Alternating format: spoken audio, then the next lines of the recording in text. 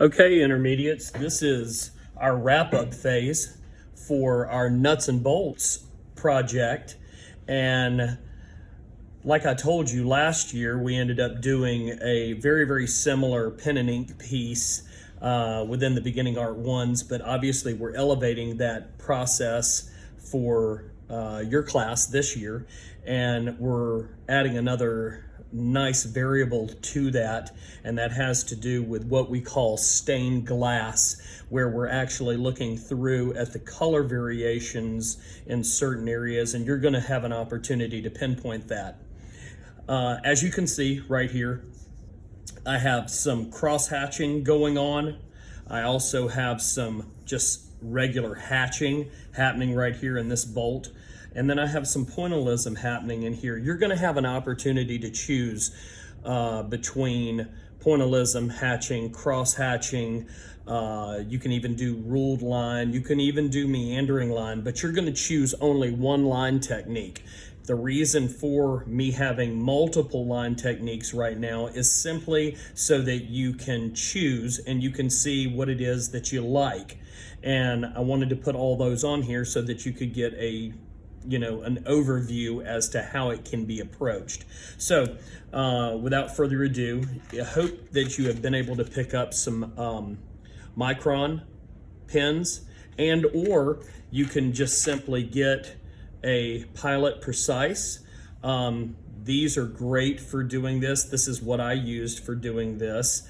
And without further ado, we're going to go ahead and jump in. I chose this particular top of this screw so that I could show you based upon application how we're handling.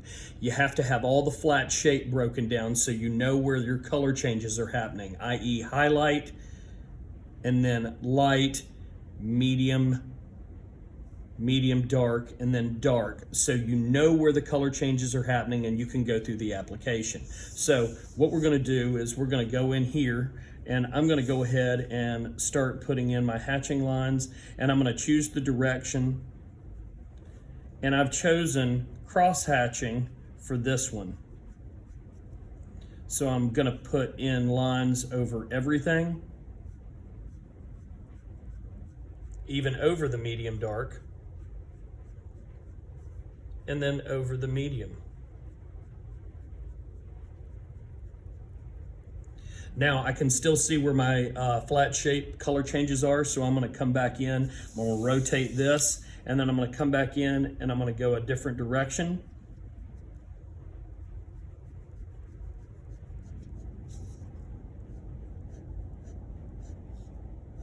Now you see me, I'm actually drawing right now with my fingers. And you all know that you're not supposed to do that.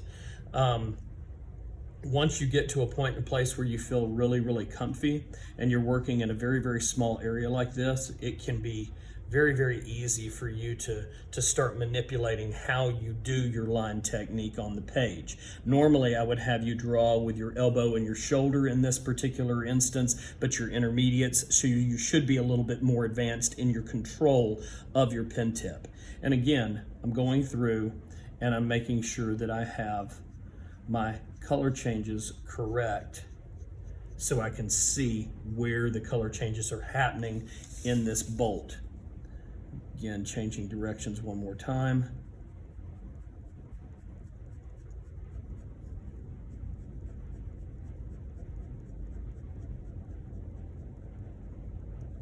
And then rotating over here and really coming in with that dark.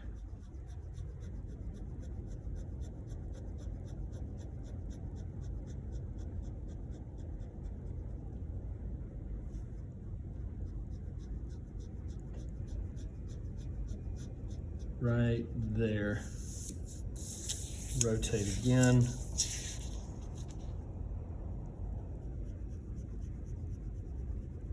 And now I'm starting to really see my color changes. You see me rotating the page a lot. A lot of it has to do with being able to manipulate space and where you're comfortable in terms of the line quality and the hand position. So now you can see that I've come in and I've really been able to start digging and I'm able to get that variation where you're able to see dark, my medium dark, and then my medium right there. That's your approach all the way through when using cross hatching. So use that. And for time's sake, let's talk a little bit about the stained glass approach. I'm going to take a small sheet of paper right here, which is going to be my window into my color. And then I'm going to make sure that I've traced that so everything is clean. And I chose this area right here. And again, for time's sake, what I want you to do is I want you to trace everything off, and then you're going to use colored pencil in this very, very, very small area. And again, for time's sake, boom, I did this. I'm pulling it off to the side, and then here we go. Ta-da! And then we will take this and we will put this right over this area where this is my window through in terms of being able to see my color. Then I would take this right here, I would pull my glue, and I'm going to go ahead and glue this guy down right here. Position it accordingly. Make sure that everything lines up exactly where it needs to be. And then, ta-da, I have my window into the nuts and bolts with color.